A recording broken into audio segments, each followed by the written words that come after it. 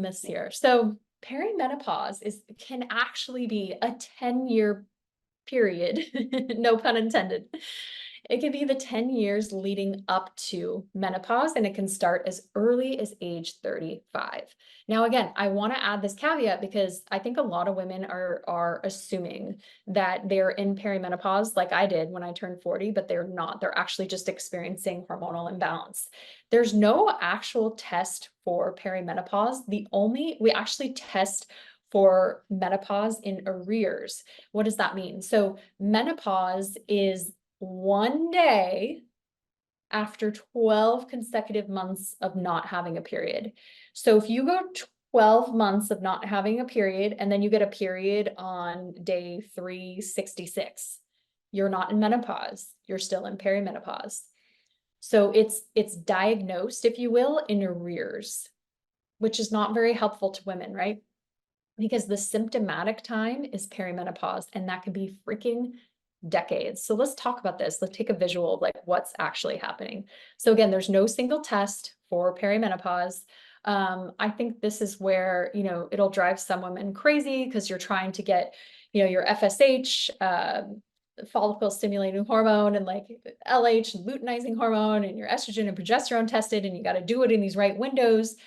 It can be maddening. It can be absolutely maddening. What we would recommend, by cleaning up your lifestyle, which is what we teach in our 12-week programs, Awaken Your Nutrition and Awaken Your Cycles, by cleaning up your lifestyle habits and focusing on real tangible things that you can integrate easily into your life.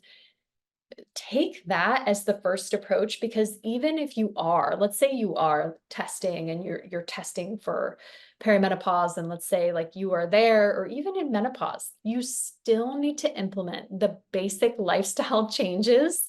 It's like the same across the board. Want to lose weight? You need to implement these basic lifestyle changes and habits. Want to build muscle? Same friggin' thing.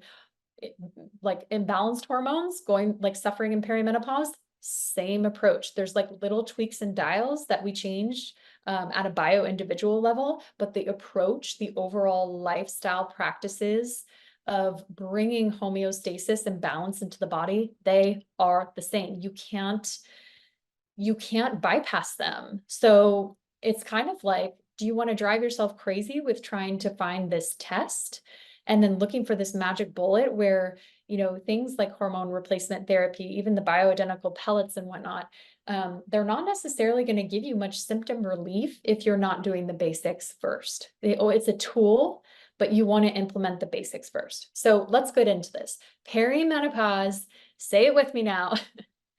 It's a second puberty. Your brain is adjusting to a new level of hormones in the body. So we are so used to, for all of our reproductive years, look at this beautiful, beautiful, steady, ideally, right? So if you're experiencing, if you have PCOS and endometriosis and some of these other hormonal imbalances, or you're on birth control, you're not going to get this nice, development and release and production of hormones in your reproductive years. But let's just assume, for the sake of explaining this, that you do have this, right? So you have this beautiful estrogen and progesterone released and produced during your reproductive years. What's happening here in perimenopause, in that decades-long time period, is your body recalibrating to eventually less estrogen and then less to zero progesterone. And it's hard. It's a hard shift. So what's wild is during this time, your estrogen can actually peak up to 3 times the normal level of estrogen during your reproductive years. Now, what does this feel like? Think about your crazy 20, 30 party girl estrogen, right? That we described. During perimenopause, she's staying up too late. She's going buck wild at the club. It's 4 a.m. and she did not get the last call signal. That is like when you have too much estrogen, it's just like, it's too far. It's too much for the body, and it can really be overwhelming. We'll just leave it at that, right? At the same time as your estrogen is having these massive swings, right, of potentially 3 times more than you've ever had, super overwhelming. At the same time, your progesterone could be dropping massively at the same time. So then you're not getting that nice balance, that granny girl restorative hormone that needs to be present to kind of soften the intensity of estrogen. So just let that sit in for just a little bit. And so your brain is recalibrating to this change in hormone. It's almost like estrogen's going out with a bang. She's having a rager. She's going to let it all out and going out with a bang before she fizzles out and chills.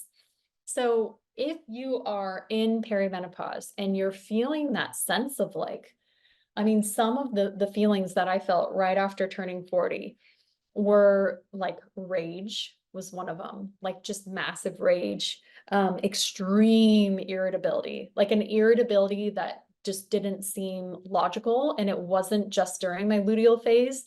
So these were some, indicators to me that something was off. And again, perimenopause, like very symptomatic perimenopause, can feel like the same exact thing as what I had, which was just hormonal imbalance. So same. There's a way to alleviate this to make it suck less. And we'll be talking about those strategies here in just a moment.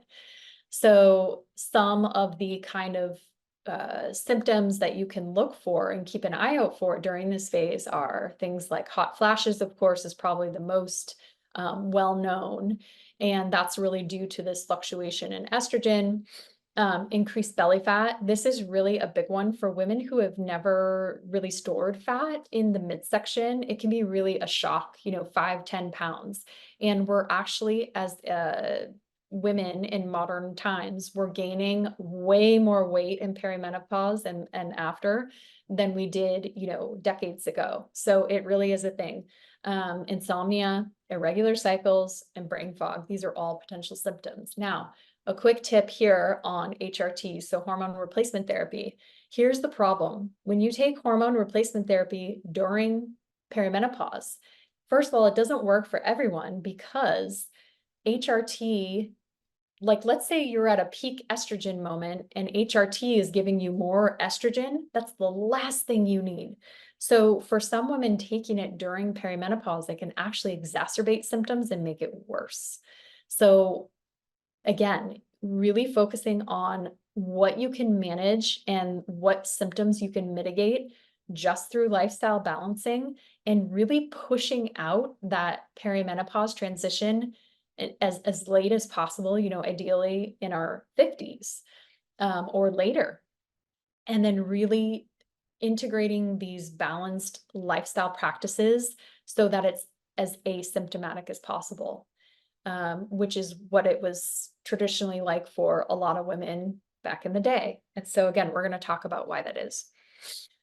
So here's an overall timeline of like the 4 phases of perimenopause. And again, you can really, this is one of the best indicators over like a blood test trying to time, FSH, estrogen, all these things, and trying to figure out where you're at in terms of your lab results. This might be a better indicator of like where you're at if you feel like you're in perimenopause. So very early perimenopause is like the first 2 to 5 years. It really begins with this gradual decrease in progesterone while estrogen is still normal or possibly high. Your periods can be regular, but you could have possibly newer symptoms during your menstrual cycle of like anxiety, breast pain, heart palpitations, night sweats, migraines, sleep disturbances, and heavy periods. So that's a very, very early perimenopause. Early menopause, this transition, it's marked by the onset of irregular periods and estrogen wildly fluctuating. So back to that graph, think of like estrogen kind of doing its dance. This is when you could have 3 times higher estrogen than normal, while progesterone is decreasing further. Symptoms during that time include, irritable mood, breast pain, heavy periods, and this is when we really start to see like hot flashes. Late menopause transition. This is when you miss your first period. So this is when your cycle really starts to, really starts to vary. So This is when estrogen starts decreasing while progesterone is nearly non-existent, and this time period can last about 4 years. Symptoms here include, again, irritable mood, breast pain, heavy periods, hot flashes. And then late menopause, this is like your countdown till menopause. So the date marked from your last period until the 12 months following. We have low progesterone, even lower, low progesterone to no progesterone, lower estrogen. And this is really when, the symptoms can include insomnia, memory loss, vaginal dryness. A lot of women start to experience insulin resistance, which means we cannot tolerate carbohydrates in the same way, nor can we tolerate the same amount of stress. Leptin resistance is another big hormone. Higher cortisol, midsection weight gain, and that's often tied to insulin resistance. So there are dietary strategies, and this is what we talk about and work with our clients in all of our 12-week programs, that you can take into account in these phases, depending on how your body's responding. Like, just working with that nuance is so, so important. It's amazing what it can do to alleviate a lot of symptoms.